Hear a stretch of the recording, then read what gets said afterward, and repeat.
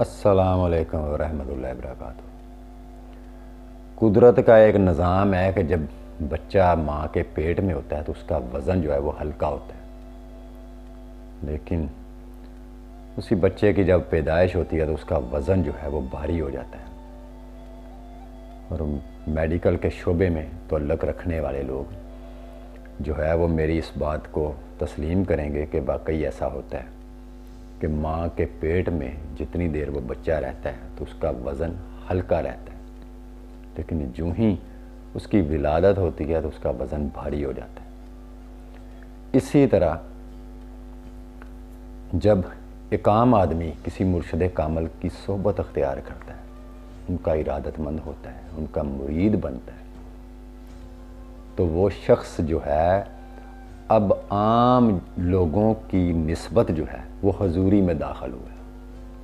کیونکہ وہ اللہ کے قرب کا متلاشی ہے۔ اللہ کے قرب کے لیے اس نے کسی مرشد کامل کا جو ہے وہ دست کرم جو ہے وہ تھام ہے، ان کی صحبت کا ارادت مند بن کے آیا ہے۔ ان کی جو ہے نسبت اس لیے اس نے اختیار کی کہ مجھ کو اللہ کا قرب جو ہے، اللہ کی محبت جو ہے وہ نصیب ہو۔ تو اسی طرح جس طرح اس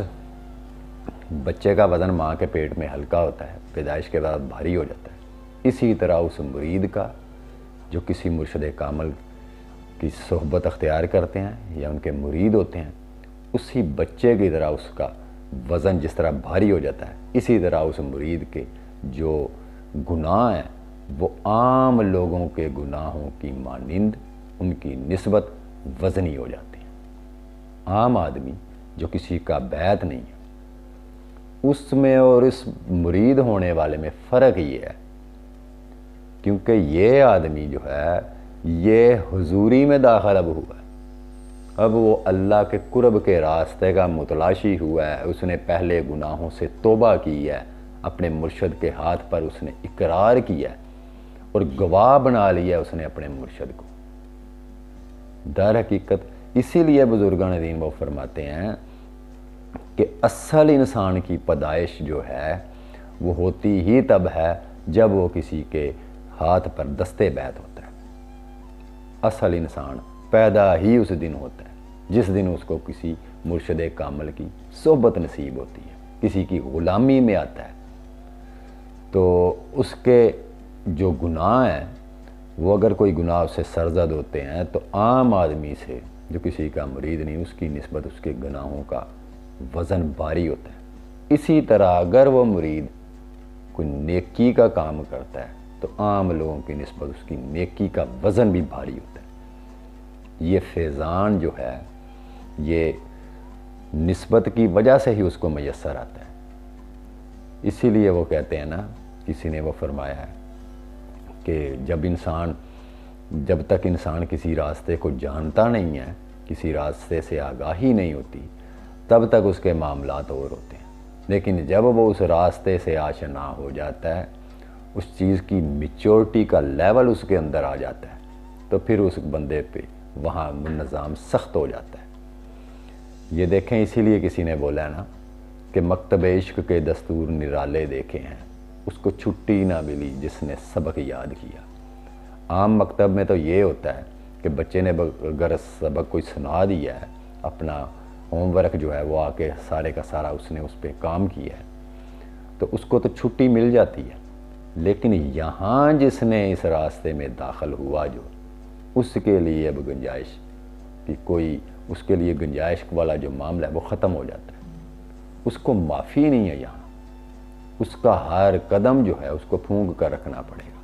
کسی کی دل آزاری نہ ہو جائے، کیونکہ جب بیعت ہوتا ہے انسان وہ اسی طرح ہوتا ہے جس طرح ماں کے پیٹ میں ایک معصوم بچہ ہوتا ہے گناہوں سے پاک۔ جب انسان کسی کے ہاتھ پر بیعت کرتا ہے نا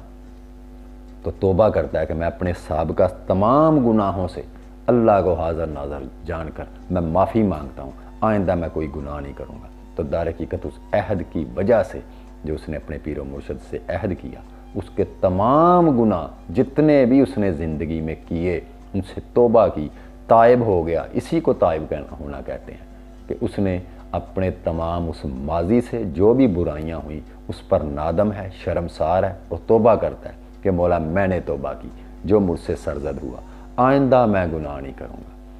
تو اس لیے اس کے بعد بیعت ہونے کے بعد اس کی کوئی بھی نیکی جو ہے وہ عام لوگوں کی نیکی سے اس کی نیکی بھاری ہوگی، اور اگر اس سے کوئی گناہ سرزد ہوتا ہے تو عام لوگوں کی نسبت اس کا گناہ جو ہے وہ بھاری ہوگا۔ یہ وہ چیزیں ہیں، میں آپ کے سامنے وہ چیزیں لے کے آ رہا ہوں جو اس وقت کسی آستانے پر، کسی درگاہ پر،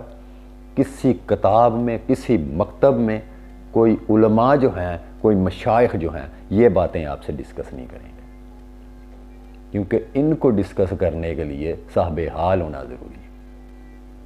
وہ لوگ سب جو ہیں وہ اس راستے میں صرف صاحب کال ہیں، وہ صرف مسئلے سنانے والے ہیں، اندر کی بات جو ہے، کیونکہ ان کا اپنا وہ حال نہیں ہے، اپنا وہ مشاہدہ نہیں ہے، وہ کس طرح آپ کو بیان کریں گے؟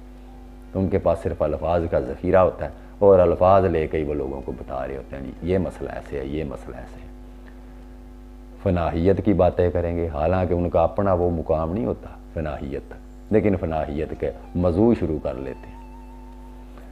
تو میں آپ کے سامنے وہ چیزیں لے کے آ رہا ہوں جو چیزیں اس سے قبل آپ کو کوئی بندہ نہیں بتائے گا۔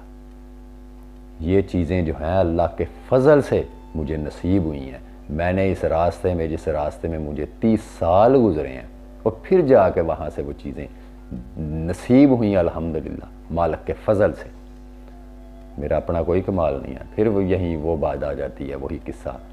واقعہ حضرت امام ابو الحسن خرقانی کا کہ تیرا اپنا اب کچھ بھی نہیں، یہ اس کی مہربانی ہوتی ہے جس کو وہ کسی بھی معاملے سے گزارتا ہے۔ تو اس لیے میں آپ کے سامنے یہ چیزیں، اصل حقائق جو ہے وہ رکھ رہا ہوں آپ کے آگے، کہ وہ لوگ جو کسی کے دستے بیعت ہیں وہ گناہوں سے بچیں، وگرنہ وہ اپنا نقصان کریں گے۔ اور اگر وہ یہ سمجھ رہے ہیں کہ ہم فلاں شخص کے مرید ہیں تو یہ بھی ان کی بہت بڑی غلط فہمی ہے، کیونکہ آپ جب کسی کے مرید ہوتے ہیں تو آپ کو شجرہ دیا جاتا ہے، شجرہ طریقت، جس میں آپ کے تمام مشائخ کا حوالہ ہوتا ہے پوری ترتیب کے ساتھ، اور وہ ہوتے ہوتے جو ہے وہ آقا کریم صلی اللہ علیہ وسلم تک جاتا ہے۔ تو آپ کے ذہن میں یہ چیز ہونی چاہیے کہ آپ جس سلسلے میں داخل ہو رہے ہیں اس سلسلے میں جو نسبت ہے وہ نسبت آپ کو کس جگہ لے کے جا رہی ہے، آپ کس جگہ پہ داخل ہو رہے ہیں۔ یہ سلسلہ آپ کے پیر کا نہیں ہے جس کے ہاتھ پہ آپ نے توبہ کی، وہ بھی کسی کے سلسلے میں داخل ہے۔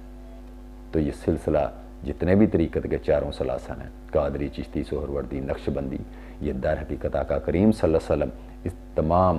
سلسلوں کے مخزن اور منبع آپ کی ذات پاک ہے۔ تو یہاں پہ ہر قدم پھونک کر رکھنا پڑتا ہے۔ وہ کہتے ہیں نا یہ بارگاہ عشق کے آداب ہیں واعظ، اس جگہ نظر کا ایک بھی سجدہ قضا نہ ہو۔ تو اس لیے یہ راستہ عام لوگوں کا راستہ نہیں ہے، یہ اہل فقر کا راستہ ہے۔ جس بندے نے اپنے سلسلے کے ساتھ ڈنڈی ماری یا کوئی ادھر کوئی نظام ایسا کرنے کی کوشش کی، کوئی شر پھیلانے کی کوشش کی، ہوشیاریاں اس نے ماری، تو آپ کے سلسلے کے جو بڑے مشائخ ہیں وہ آپ کو نہیں چھوڑیں گے، چاہے آپ کے شیخ کو اس چیز کا علم ہو یا نہیں۔ آپ ان 40-50 جو آپ کے شجرے میں بزرگ ہیں کس سے بچیں گے؟ تو یہ انسان کی غلط فہمی ہوتی ہے کہ مجھے کوئی دیکھ نہیں رہا، یا میں جو مرضی سے سلسلے میں داخل ہو گیا ہوں تو جیسے مرضی میں اپنی من مرضی سے جو ہے وہ سلسلے میں زندگی گزاروں، تو ایسے نہیں ہوتا۔ اس کا جو قوانین اور اس کا جو ایک نظام ہے، سسٹم ہے، جو اس کے آداب ہیں، اس کے اندر رہ کے انسان کو زندگی گزارنی پڑتی ہے۔ تو سسٹم کو خراب کرنے والے بچوں کو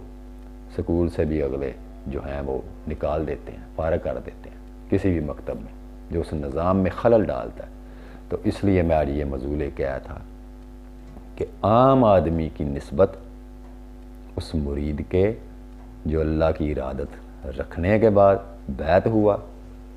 اس کے گناہ عام لوگوں کے گناہوں سے باری ہوں گے اگر اس سے گناہ سرزد ہوتے ہیں، اور اگر وہ نیکی کی طرف چلتا ہے تو اس کی نیکیاں بھی دوسرے لوگوں سے